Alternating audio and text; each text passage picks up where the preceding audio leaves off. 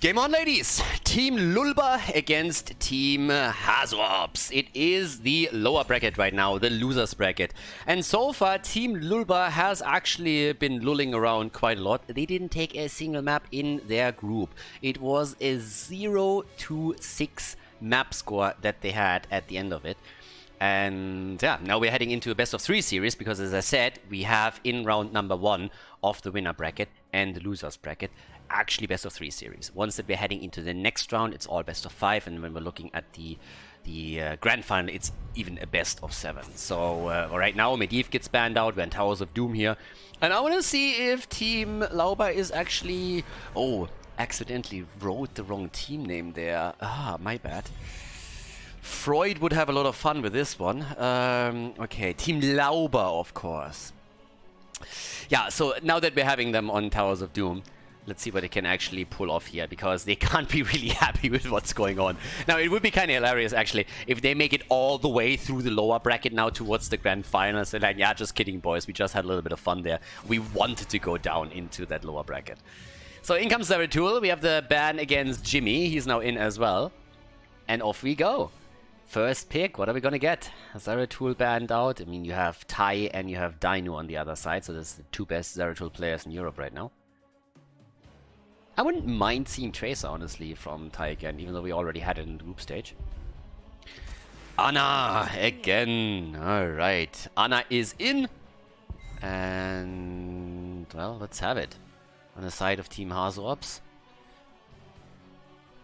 Rhaegar, Tyrael, Greymane.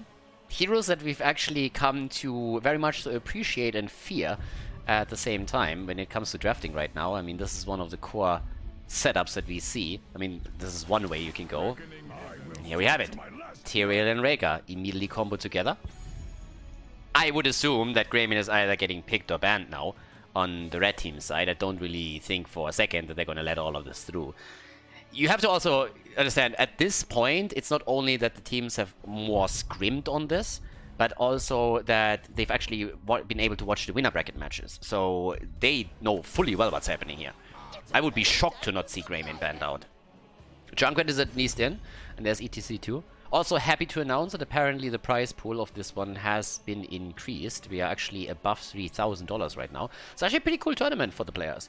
I'm pretty sure that we might see a second season of this at some point, because I have tons of fun currently with that in-house league. And if we get anywhere near the same prize pool for the next time, even half of it would still be great for the players here and give them an incentive to pull this off again. So I'm pretty sure we're going to get a little bit more of that in the future. And it's exactly the kind of incentive that we need in a time when Blizzard has abandoned the heroes aspect of the game. Yeah, and there's the Greymane ban. Shocking, I know, but I don't really believe that Team HasuObs had ever any realistic hope to getting Greymane through, and they probably didn't believe that either. So now the only question that we have is who else can they actually combo with this particular setup that is taking over that position that Greymane has here. Now, Li Ming was banned out because the Ana pick on the other side, of course, empowers her to an extent that she can just simply jump through the opponent's team with ease and take him down. Falstad and Rexa. Alright. Bloodlusted Misha. It's coming. Yep. It's going to be pretty fun. Okay, so, Falstad. Gust plays, first of all. That's going to be neat. And in addition to that, you also have, of course, maybe even an auto attack build, you know? With Rhaegar now in, that could be an auto attack build after all. I mean, usually what we're getting is Wingman on level 1 and then you have Boomerang on 7. But with this setup, you could actually see a Seasoned Marksman on level 1, Hammer Gains, Boomerang, Giant Killer on 13. It's definitely possible with that. Blaze and Sylvanas, the last 2 picks for Team Lauber. Yeah, having Blaze again at the front and Sylvanas can help you with that, of course, too. And with that, we are gonna jump straight in. Now, again, the stakes are a little bit raised over here since this is the losers bracket, so the team that loses is out. Team that takes it, advances to the losers bracket, has a chance to end up in the grand final after all. But still, this is your last leg that you're standing on. Towers of Doom, Sergeant Hammer. Here we go. The German tanks. And there they are again. Game number 1. Team HasuObs against Team Lauber, ladies and gentlemen. Game on! X-Ray for the blue team on Tyrael, Ultralisk on Falstad, Banana H on Rhaegar, Max Passion on Rexa, and HasuObs on Sergeant Hammer. And over to the right side of the map, Team Lauber with Khaldor on Ana, Lauber on ETC, Tai, aka Sammy on Blaze, Dino on Junkrat, and Tobos on Sylvanas. And again, guys, when you're currently watching this on YouTube, keep in mind you can always upload a video if you like the coverage of Heroes of the Storm. And if you actually want to support my work, then you can head over to patreon.com/Khaldor. There's also a link in the YouTube description. Support would always be super appreciated here, as we're trying to keep the esports scene a little bit alive in Heroes of the Storm. And with that, we have actually our adjustment on level 1. I talked about it a little bit. Here is the Seasoned Marksman with Bloodlust as the expected heroic ability on the side of Rhaegar. Auto attacks become a little bit more prevalent. And also, for Sergeant Hammer, of course, it's a super powerful tool as well. Yeah, it should be an interesting one. This is actually the first time in the new patch that we've seen this map. Obviously, the core has no real new mechanics over here, since you can't attack it directly, so it doesn't need additional protection. This is the map that is probably the least affected by the changes, but they still apply to the towers and the bell towers, so that's kind of important to note. We have a global aspect through Falstad, which can become pretty important when it comes to the setups later on in the game, around maybe the 5th objective phase, when you have another triple altar spawn. Just to name one example.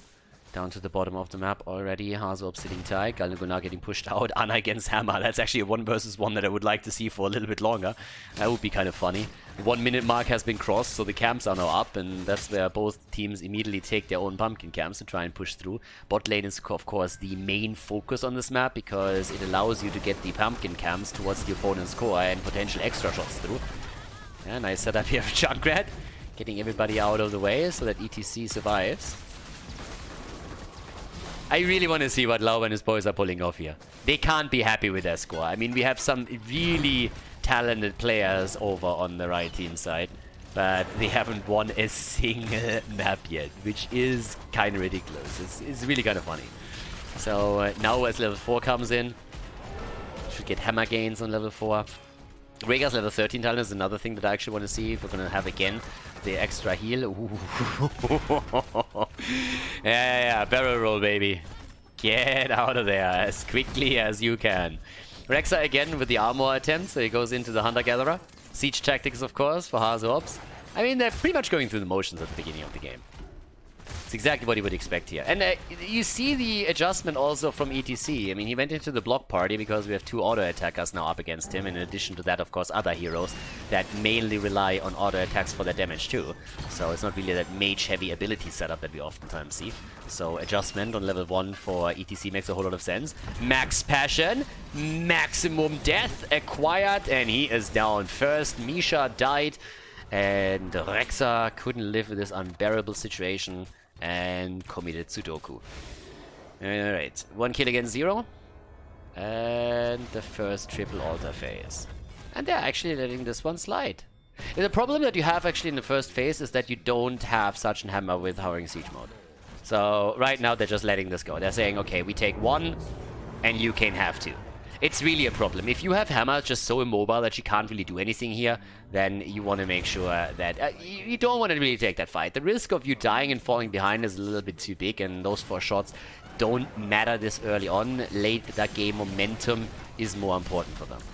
So that's something that we see oftentimes on Infernal Shrines, for example, too, when Hammer is taken, that they're waiting for level 7 before they are actually engaging in big team fights around the shrines, because it's very problematic to survive with Hammer beforehand in the same way, especially since siege tactics, of course, also depends a little bit on your siege mode. Duh.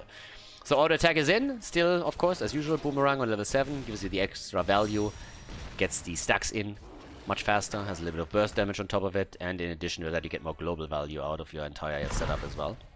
Level 7, outside of that, as normal, Swift Retribution, which is going to help really a lot. I mean, it's not only Bloodlust that we're talking about, you're also talking about Falstad getting the boost here, Hammer 2, and kind of what we need here. Alright, 1 kill against 0, so everybody is just like waiting for the next altar phase, which is spawning 2 altars this time. So that could again be a trade, but this is more likely being fought over than the previous one. And Falstad is actually rotating pretty heavily. I mean, you see Ultralist together with Max Passion or other heroes making rotations between mid and top, and that helps him to stack his level 1 a lot faster than he would normally be able to. Boomerang is adding to that speed, so they have a lot more clear. They don't have the Wingman to grab these camps though, so that's the trade-off that you go for. Wingman has previously always been taken because you are attempting to take control of the pumpkin camps as much as you can. But now that we have Bloodlust over Ancestral, you get more auto attack values. That's a big shift actually all of a sudden in the way that a lot of heroes are being played. Banana H down here is again going for the channel, and X-Ray is trying to help out with it. There it is. Shots fired. On the other hand, this one hasn't been claimed yet, so we actually see a potential double pick for Team Hasu as they're now sieging up with Hammer and already start to zone out Dino down here. So yeah, careful. Siege tactics being used. Early bait from Dino, that's already good. It might help someone else to engage in. Already, the kill. Yeah, X-Ray's down. X-Ray's down, tries to go for the trade, and gets a hit in against Tai. But they might have to leave this one now. Yeah, Hasu's already rotating back. We see Rexa on the minimap moving topside. And this is a 1-for-1 trade as the channel goes through. Tobos locks it in. And now we have 28 points against 32. And an earlier level 10. I mean, again, small margin, right? Like, not really a big window of opportunity that we're talking about here. But an early level 10, nonetheless, for Team Lauber. And 2 kills against 0. They picked a kill so far. 15 stacks now also for the bird. Uh-oh. Uh-oh. And Ultralis. Yeah, Falstad, the birdie, is back in the KFC basket. We know what's for dinner. Max Passion gets also attacked, and he is never going to get out of this one. Lauber comes in, and he is a friendly human being that just wants to party a little bit. He gets the guitar out, and all of a sudden we have 2 more kills for the red team. Yeah, 4 kills against 0. Look at that. They might just be able to net their first map win if you continue that style. Especially since they also go for the boss topside. That's an easy one. Falstad, doesn't matter. Gust or no gust. Still need to be careful because they're like, well, wait a second. This takes a bit longer than we expected. Rexa isn't there yet. But just imagine Tyrell moving in with the Sanctification and then the gust coming through. Yeah, you need to be careful. As usual, by the way, yes, it is the immediate pick into Bloodlust. The standard these days. Okay, camp taken. 13 talents are going to become interesting. First of all, we need to know if X-Ray goes for Holy Ground, which should be actually really nice for him to zone people out in the first place, and also Tidal Waves as a potential setup for Rhaegar now that he doesn't need the extra time to get the Ancestral through. Rip! Tire! But the Gust shut that fight down pretty quickly. Alright, there's still a big lead now on the objective for Team Lauber. 32 against 24, so Hasu and his boys need to be careful if they don't want to fall too far behind here. They're behind in experience, they're behind on this, and if they lose another one, then they're gonna be in... well, not really in trouble, they're gonna be under a lot of pressure. Late game setups are really powerful on Towers of Doom. I mean, it's the comeback map pretty much in the game. So you can never count someone out, even if they just have like 2-3 points on the core left. But it will become more difficult by the minute if they don't get at least a bit of momentum going for themselves. Nice dodge on the mine, but that costs him also the cooldown on the siege tactics. 19 stacks for Falstad, so he's nearly halfway done with his quest on level 1. And still the poke here. The entire time, just poking around the objective, trying to find the angle, trying to find the opportunity already. Full-on choke point here. I mean, Hasu has his BFG again, and he had some insane snipes in previous games. Can he do it again? There's the Bloodlust, and that's where the auto attacks are coming in. Yeah, they're zoning completely with the Bloodlust. They're chasing them. They're saying like, okay guys, just fight. Just go. Just go. And nobody wants to fight into Bloodlust. Nobody wants to do that. So that's 4-shot fired right there. Gust is being used, so they can easily move away from it as well. But yeah, you don't want to fight into the Bloodlust if you... like, fighting into a Bloodlusted Sergeant Hammer with a Sanctification... yeah, no thank you. I'm gonna pass. That's one of the moments where I'm just gonna sit there and like, yeah, I don't think it's happening today. So, yeah. Not something that they really need here. Okay.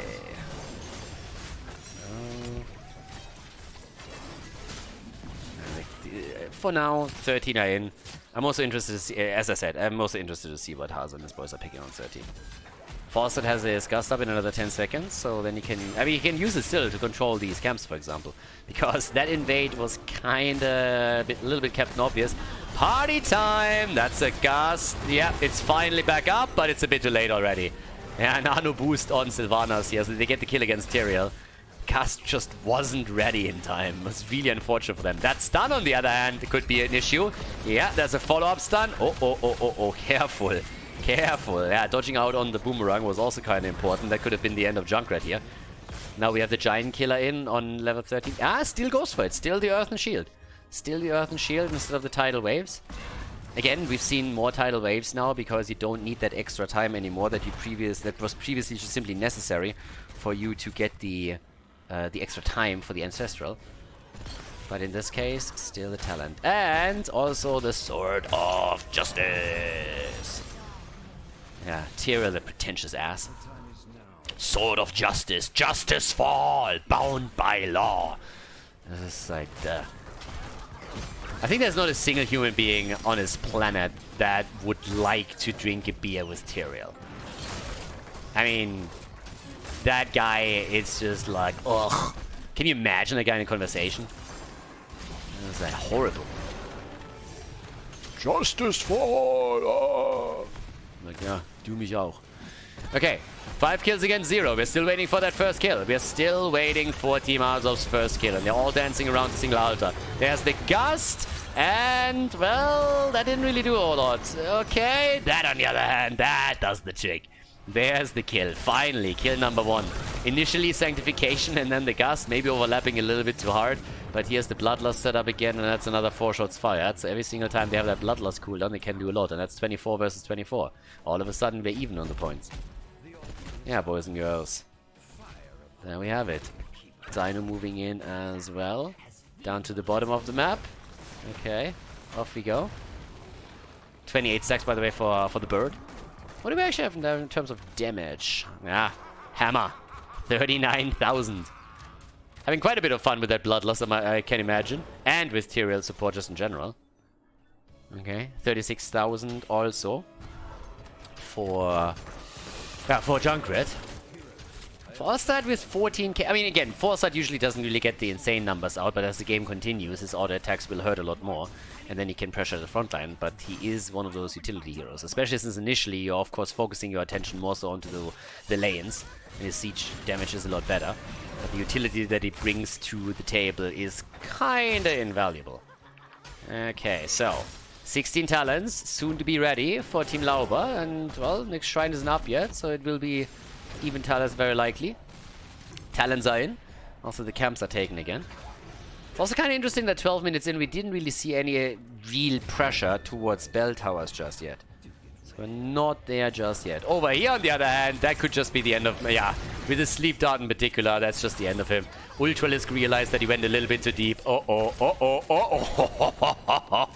Ana nearly got a kill. That was a close one. And losing Rexa is already annoying enough, but then nearly losing another hero there, oh, that would have been a bad blow. Level 16 talents.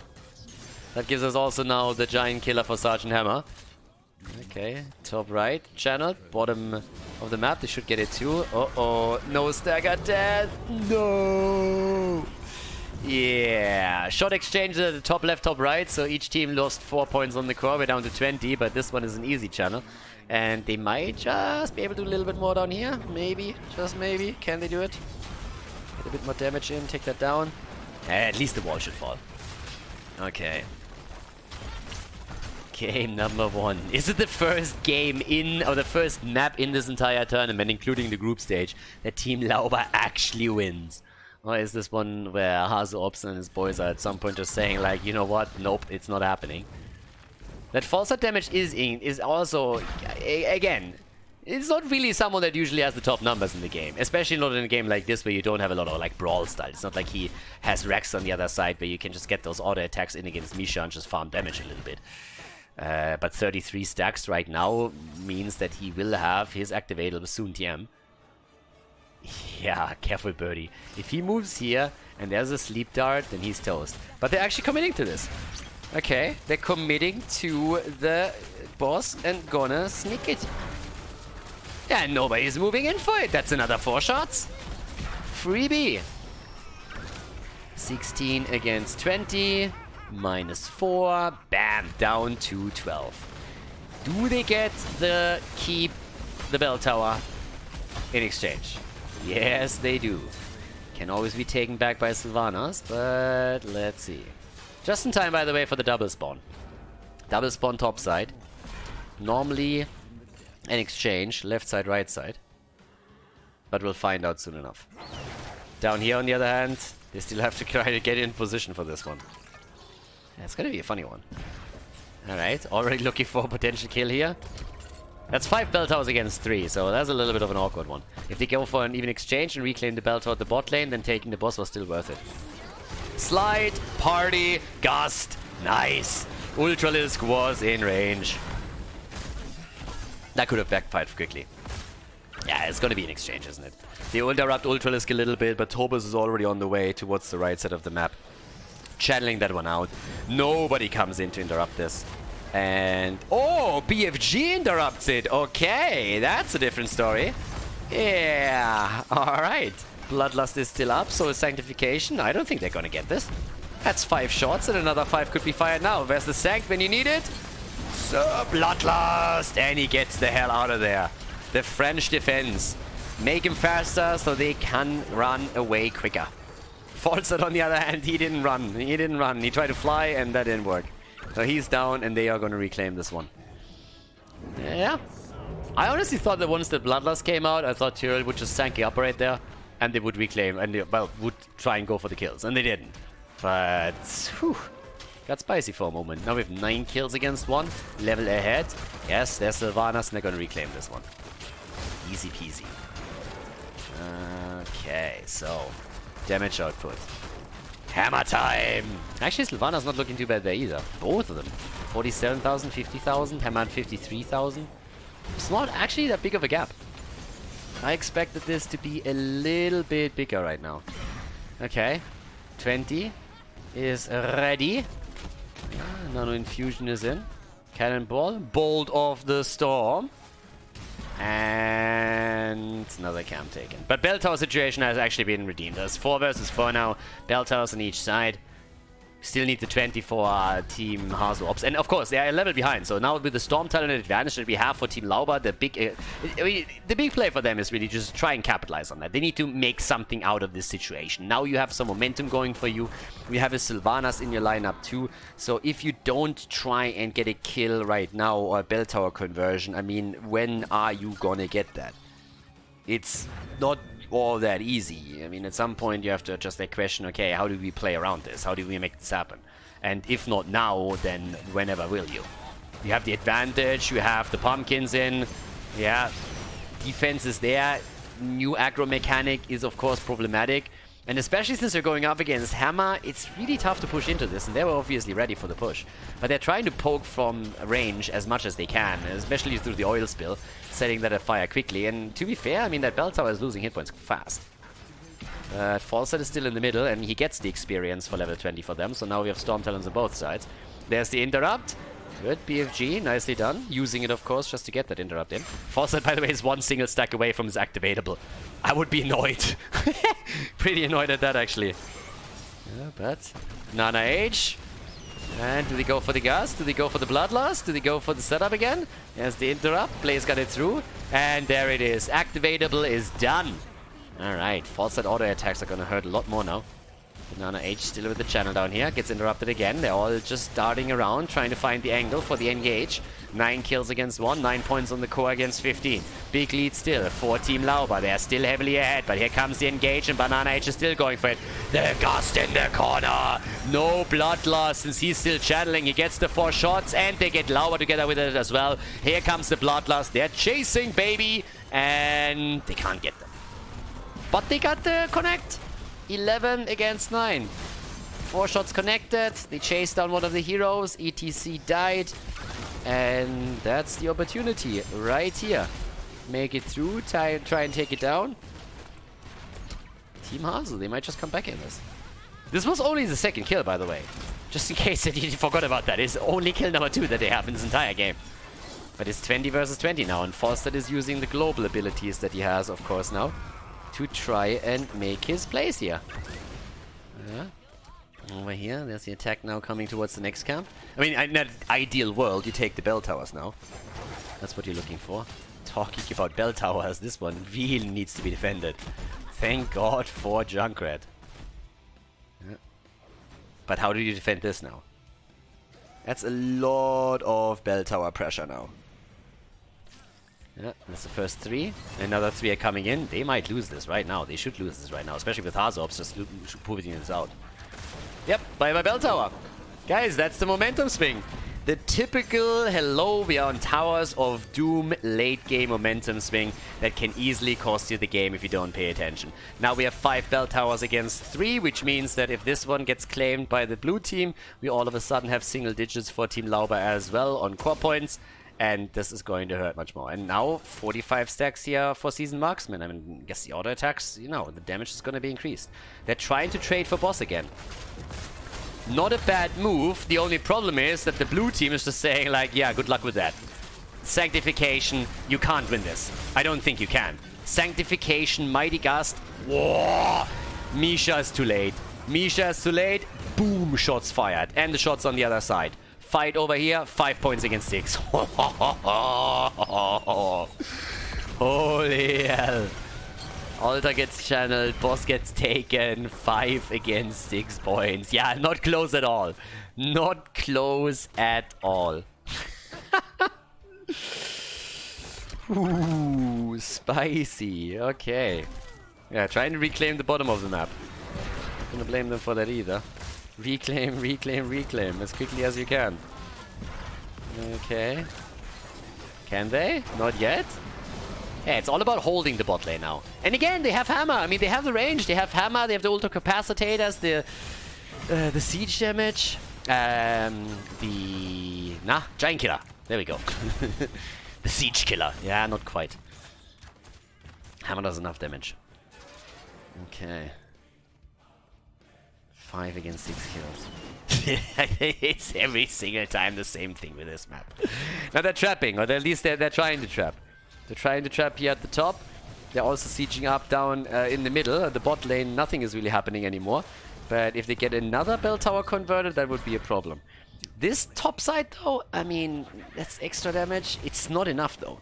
They need a little bit more. Can they maybe get it with the minion wave? They should, right? Yeah, it's just outside the range of the tower as the minion waves. Okay, so they're actually going to converting top. They're going to convert top here. That's actually huge. Okay, that puts in a 4 versus 4 situation again. That's kind of nice. Alright. This one is also really low. Junkrat should just like get 1 or 2 nades in. That is actually not bad. Oh, yeah, sorry. Not happening. Yeah, bottom gets controlled. 5 shots. If they get 1 altar, it's over. If they get a single altar, it's over. Just 1 altar is all that they need. 1 altar right now and it's over. They have only 5 points. Team Lauber would win their first game in this tournament. That, on the other hand, that's game. That's game! That's game! No! HasuObs and his team, they sneak it in the 1-0 against Team Lauber.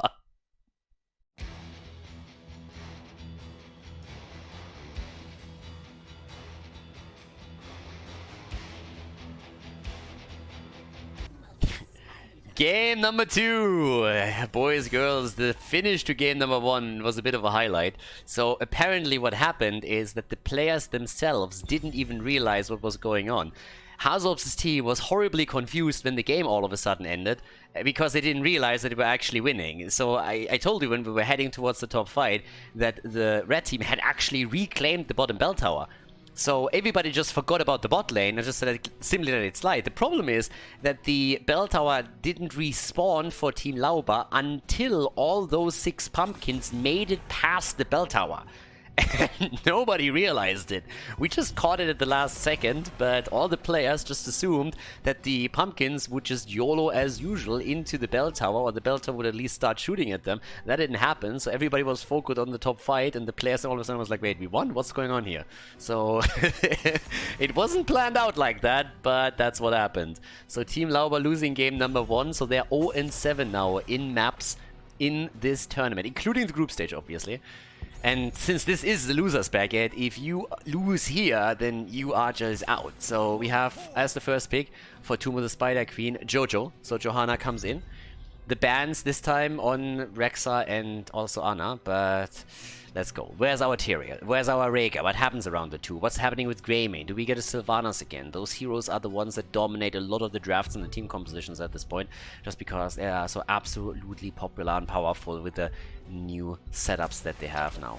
But first of all, we get that Junkrat banned out a lot in previous series, not on this one, and ETC together with it. So X-Ray gets his ETC plays, and well, let's have a look. Tomb of the Spider Queen. Pick 2 and 3 for Team Lauber. I mean, they can't really go out with an 0-8 in map score. Really?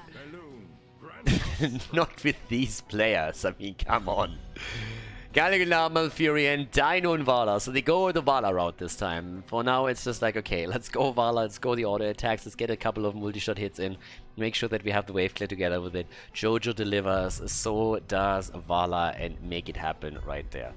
I mean, at this point, let's see.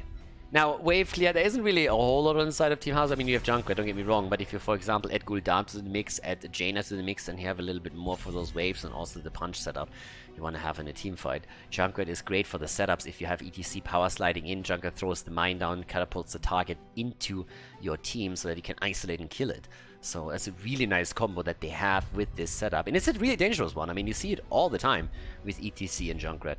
And with good coordination, you can get a lot of kills out of this if someone on the other side just steps out of position just a tiny little bit. So there's that. But in comes the Jaina ban. Yeah, they were a little bit afraid of that too. By the way, Zarya banned out. First of all, strong, but also with this setup with Vala, of course, quite powerful here. And let's see.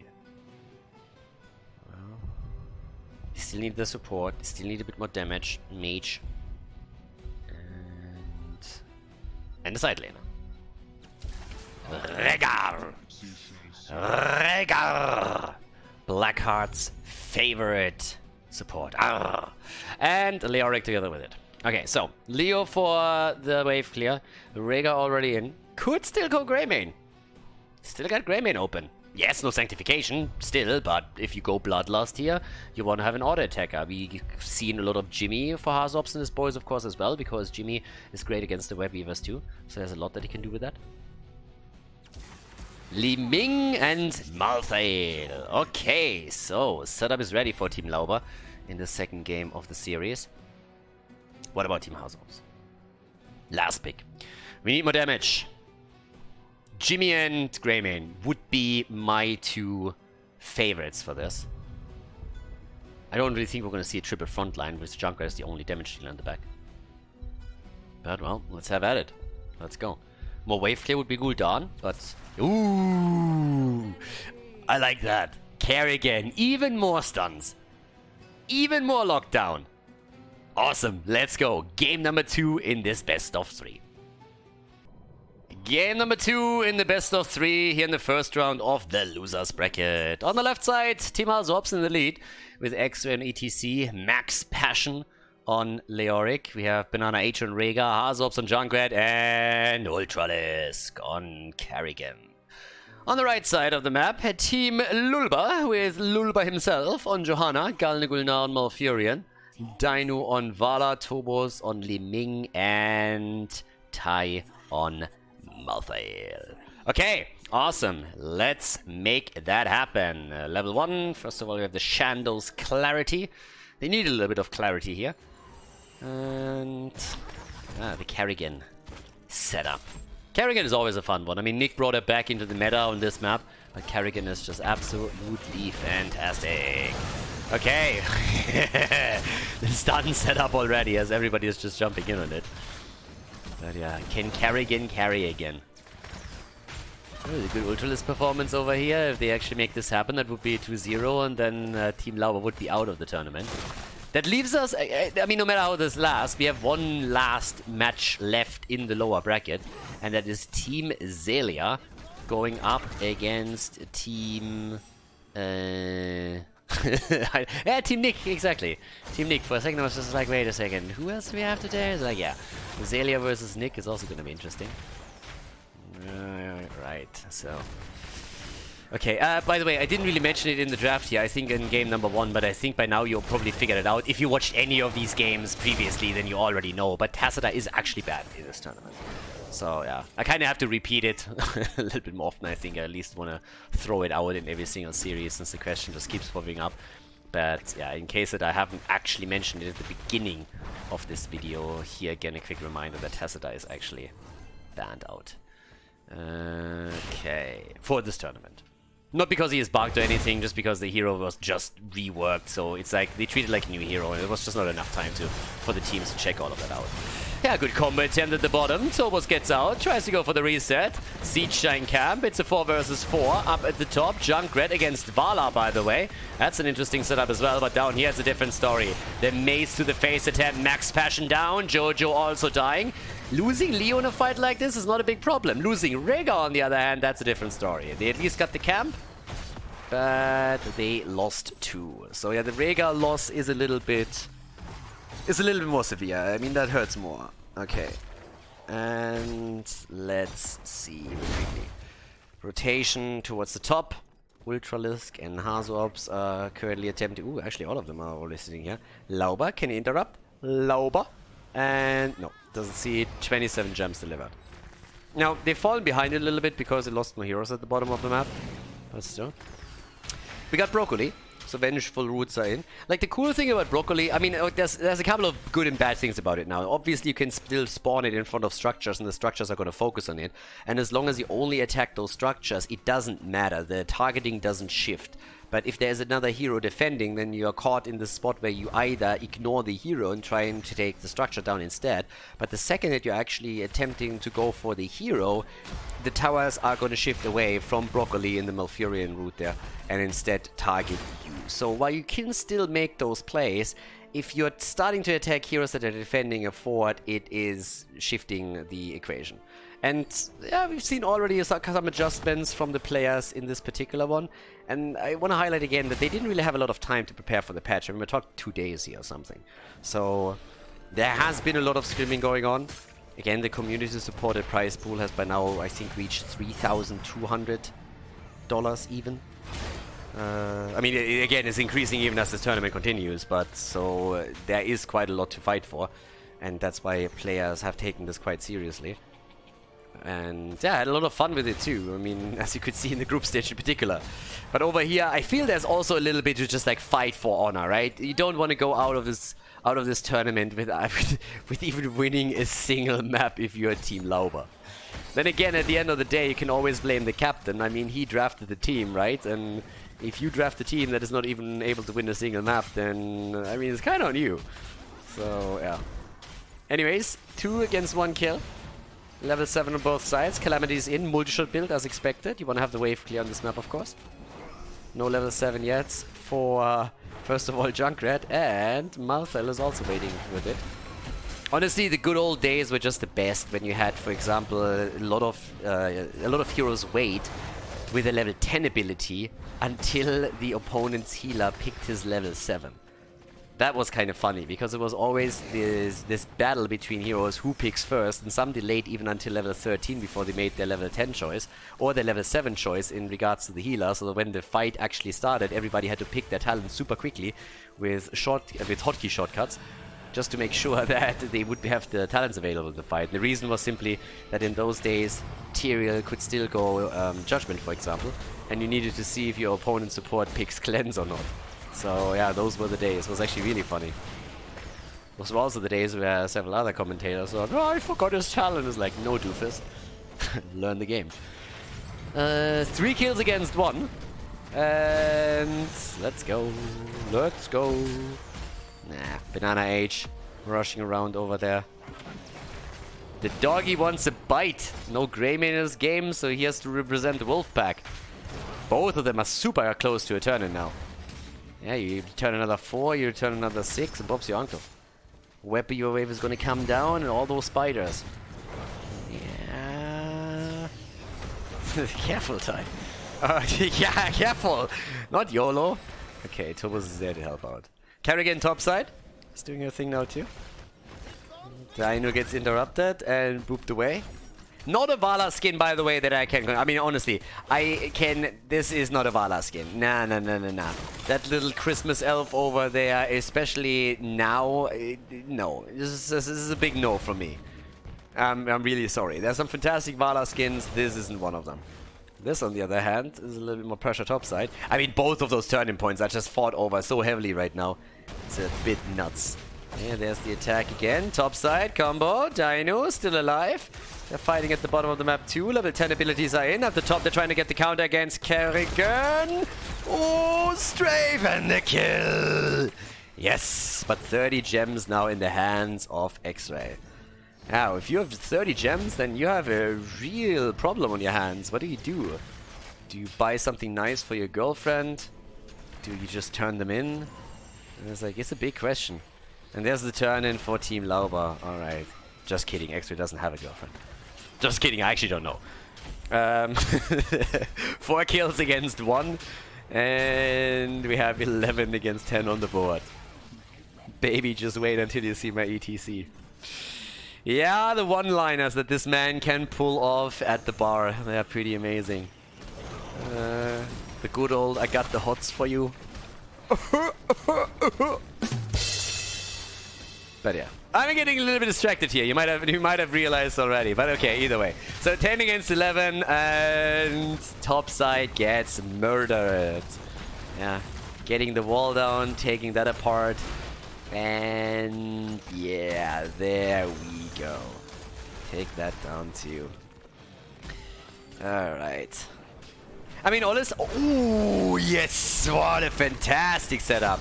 Last right stack. I like that he threw it out. It's not to confirm the kill, it's just like he wants to have the stack there. So I like that actually a lot. Honestly, one of the funniest thing is, you know, when people are making their jokes and it's like, yeah, I'm, I don't know, challenger in League of Legends, baby. And it's like, if you go and say, like, you're Grandmaster and Heroes of the Storm, then you only get, like, the pity laugh behind it. So nobody gives a fuck about that. So you're just twice screwed. Talking about screwed!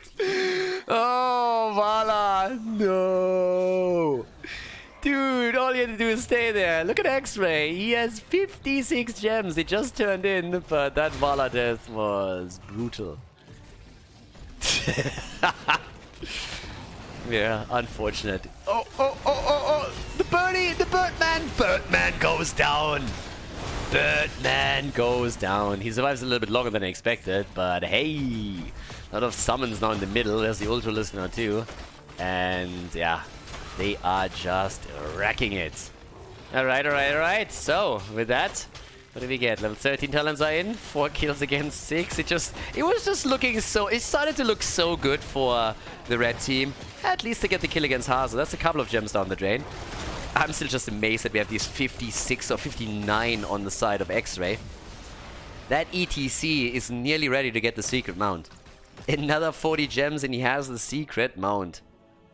Don't tell anybody about it. It's secret. Okay, 7 kills against 4. Behind in kills, ahead in structures. Yeah, they got the fort in the middle. I mean, they have a second turn available now. And they have maybe... Oh my god, that's 23 gems. If he dies, that's 23 gems. Malfire! Oh, yeah. Okay, he recovers. Yeah, he recovers them. Lauber with 52. Turn in topside, and too late. Yeah, too late. Blue web wheels are returning again. Okay, they got it. They actually got it. Alright, so, topside, off we go. HasuObs and his boys need a second fort. I thought you needed 150 gems for the secret mount. No, it's 100. It's 100. I mean, I keep telling this story, but I assume that everybody already knows it. Okay, so let's go. Come on, boys. And 2. No, they're not gonna take the fight. Okay, move down to the bottom of the map now. Wall down. Let's make that happen. Come on. Come on, Lauber. You guys are better than this. You need to win at least the map. You can't just leave us hanging like that. First of all, we want map 3. But seriously. You can't just go out 0-8. That would just be ridiculous. Alright. The Malata. No! The mosh pit! The mosh pit of death and the Reptile. Lauber, 59 gems. 59 gems. Oh my god. No. No. Oh, why?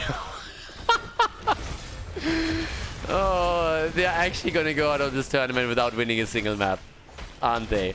Their keep is down 11 minutes and 40 seconds in. No. And there's another tournament available even for the blue team. And they're going also for the boss. Or Hasu was thinking about it. Oh my god. The big mosh pit of ETC. Yeah, they try to go for the turn-in. Okay, they keep the aggro at the boss. Should probably not do that. Don't allow the opponent to get back into this if you want to win here. But it is heartbreaking. I mean, it has been years and we still make fun of the NA 040 on Towers of Doom. I'm pretty sure that it's going to be a while because people are going to forget that Team Lauber didn't win a single map in the in-house tournament if they don't turn this around.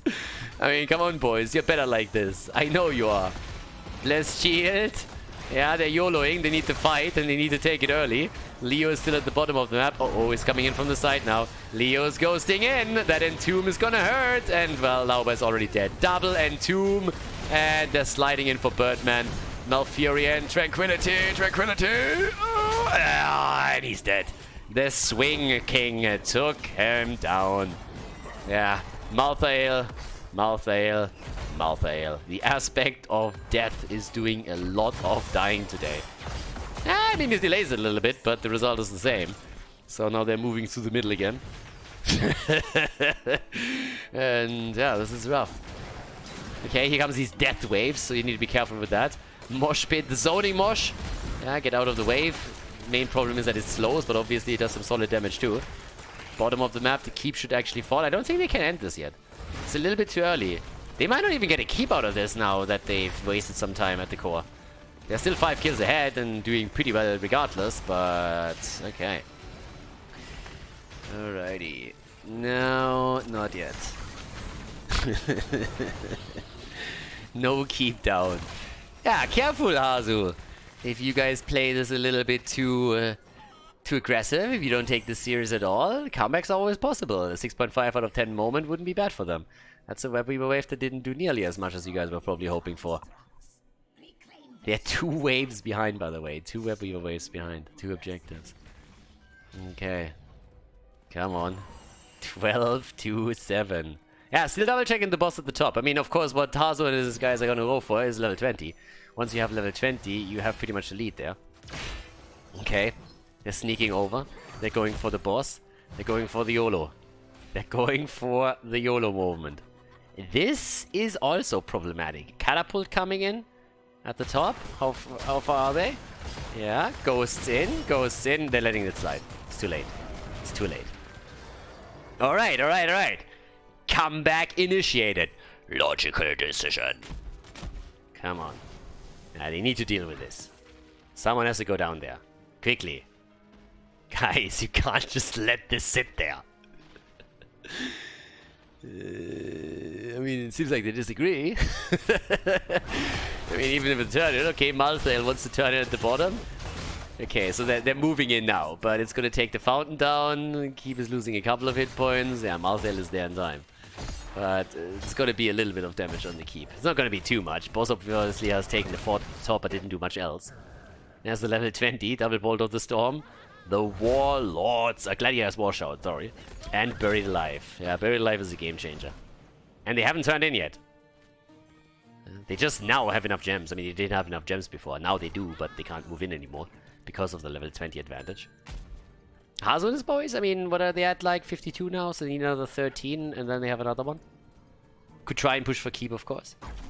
So, yeah, starting to do exactly that at the bottom of the map now. It's a weird one. This series was kind of bananas. Yeah, top push. X-ray. Starting to move in again, just like again, it's just like lane control, right? Lane control, getting the gems together, trying to go enough for a turn in, try to either push with the 20, push with the turn in, find a buried alive, any kind of engage that you can follow up. That's pretty much their goal. And the red team is sitting on their side, waiting for these waves to push in so that they get the experience without having to overextend onto the map and expose themselves to a gank. That's what's going on now. Red team has to be super passive. Blue team wants to control the map, wants to control the camps, wants to get the gems together so that they can turn in, which they now do have. And X-Ray just delivered. So the Web Weaver wave is coming. Lauber and his boys, they want to get 20 for the defense. And their chances of making that work are 0. Maybe 0.5. But yeah, one keep is going to be lost at least. And it's a big push now. Through the middle in particular. The keep is already gone there. You have Web Weavers and you have the camp. So yeah, that camp is already underway. But they're setting up at the bottom. They're setting up at the bottom just as the Web Weavers come in. And that's pretty much the moment of truth right there. If you can defend this, then you can hold on longer. But they're going to lose a lot here. This would be a miracle comeback if Lauber can pull this off with his team. Yeah, the keep, I mean, again, it's just gone. This is gone. They go through the keep like hot butter through cheese. No problem at all. Insta-delete, insta-wipe. There's the Bloodlust, and here comes the Rampage. Buried Alive missed, though.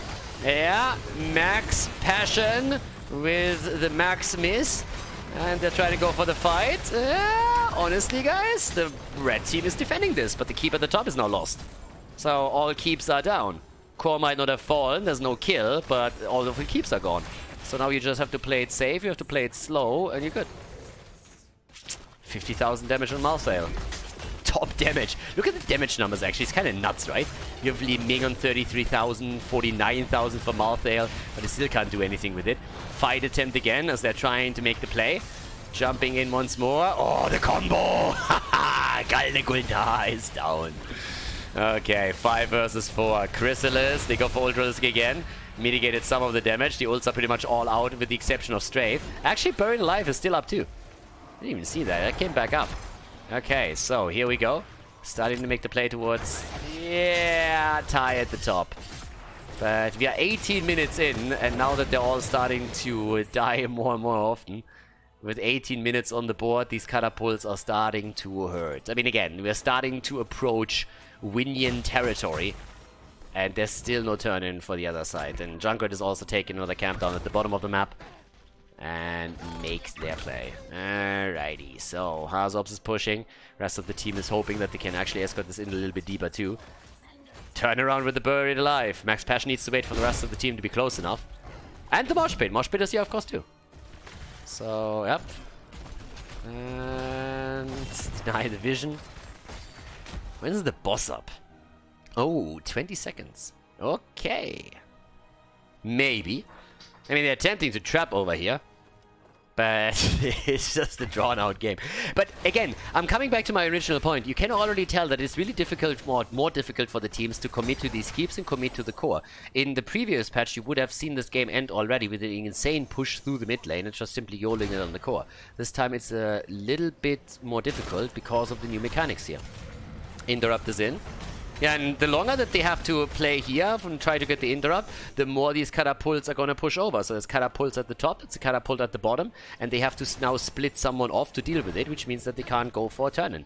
And that's pretty much the only game that HasuObs and his team have to play. They're even going for the boss right now, because they know that heroes have to retreat. The thing is that the turn is of course now completed, but Lauber and his team, they perfectly know that the boss is taken. This is not a mystery to them, but it's the only way how they can buy themselves a little bit more time. Yeah, Leo is currently trying to deny as much as he can. Boss is taken, and the Buried Alive is in, and this is trouble. This is a lot of trouble. They are likely going to lose this right now. The catapults are going to de-push the Web Weavers. That's happening already automatically. Nobody needs to deal with this. Yeah. And the boss is on the move. That could be a kill. Lauber. Oh, the Indestructible saves him for just another fight. And Ultralisk is down. Ultralisk is finally down. This, on the other hand, is going to hurt. Johanna is also dead. The rest of the team is already on the run. Web Beaver over here already at half HP. Might get some 4 damage in. Down here, nearly eliminated. But the boss is chopping away against this. Yeah, they're deffing with everything that they have, and they need to. Core is going to take some damage. Is it going to fall? Is the game going to end here? That's a bigger question. Here comes the Death Wave as it gets YOLO out, but the Core is losing hit points. Leo is dead. Boss still does damage. Yeah, 30%. Okay, they're starting to be in a little bit of trouble, but this is game. This is game. A 2-0 victory for Team HasuObs as Team Lauber is eliminated from the tournament without winning a single map.